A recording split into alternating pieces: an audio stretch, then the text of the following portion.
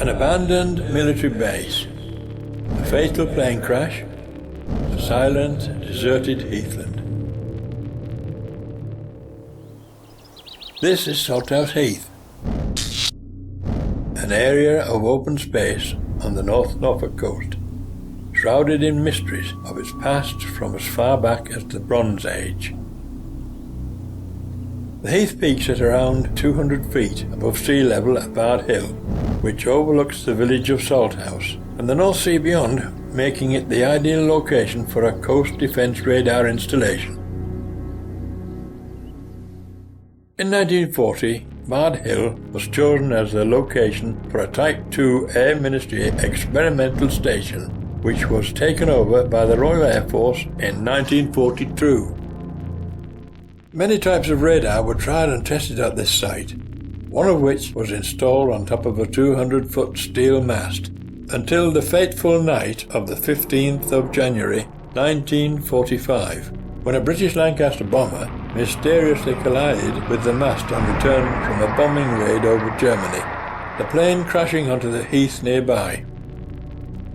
The crew all died as a result of the crash, and to this day the 4 concrete foundations of the mast still remain in memory of this tragic event.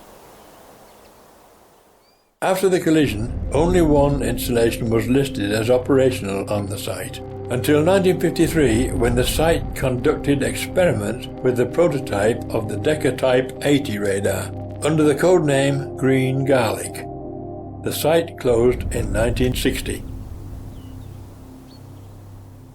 In 1948, RAF veteran Ken Melbourne served at Bard Hill as a radar operator. Today he has come back to revisit his old haunt. Ken was billeted at Bottom Camp, the domestic site for nearby RAF West Beckham, being transported by road to Bard Hill to perform various watches. This would be the sort of parking area and turning area and so on. And unfortunately it no longer exists, although I've got a photograph of that there, which you're very welcome to have, and you'll see just what it was like. And behind there, of course, you can't see it now, but behind there, where those bushes are, was a Type 15, I think it was, cheese for height finding, you know. And this one was a 15 centimetre chain home low, it was CHL. And that other thing was, I think, a 10 centimetre, something of that sort, just for height finding. And, well, that's what we used it for. Although the operations block at Bard Hill has since been demolished, a similar building still stands at Brancaster Staithe, on the site of the former RAF Barrow Common. Here at Bard Hill, the outline of the operations block can just be made out in the shingle. The location of the building can easily be identified on the 1946 aerial photos by the shadow of the radar gantry. In later aerial photographs, the location shows up as a distinct patch where the building once stood. The operations block contained the receiver displays used to help plot the position of aircraft in the skies over the North Sea. On top of the building was a gantry supporting the radar antenna, which could be rotated electronically or by hand in case of electronic failure. Ken recalled a moment when he discovered the heating properties of the cavity magnetron whilst rotating the radar by hand.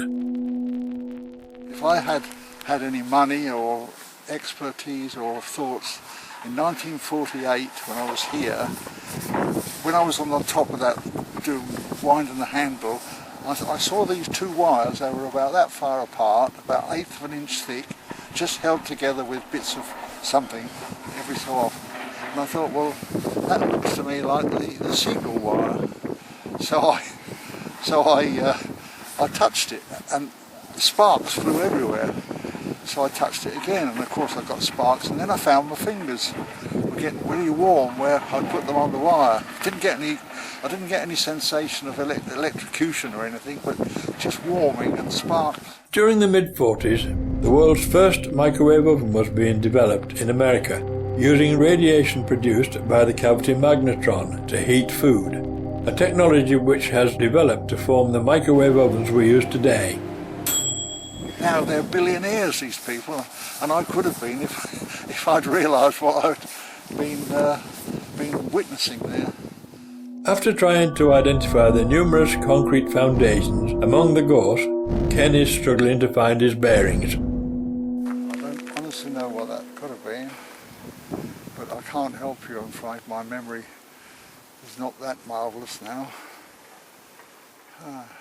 It is thought that some of the remaining concrete foundations may date from the green garlic experiments of the 1950s, which saw the installation of the powerful Decker Type 80 radar, which dominated the site in 1954. But while many of these foundations are hard to identify, a couple of Second World War structures still remain on the site. One of the remaining structures is the former IFF cubicle.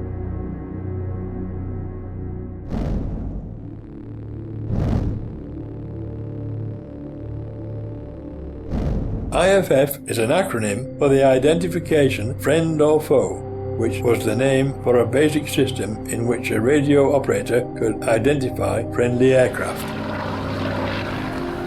To the southwest of the IFF cubicle are the four concrete foundations of the fallen radar mast, which once towered 200 feet above the surrounding heath.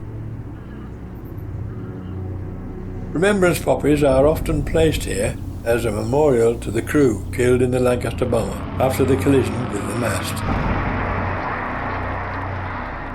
In the ground nearby, you can also see the foundations of the radar equipment buildings.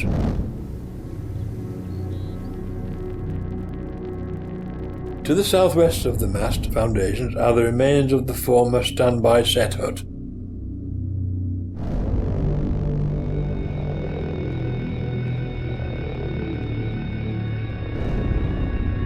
This blast wall once surrounded a small building which housed the standby generator equipment. What you see down there is the base concrete to hold the generator. The generators were mounted on concrete plinths still visible inside.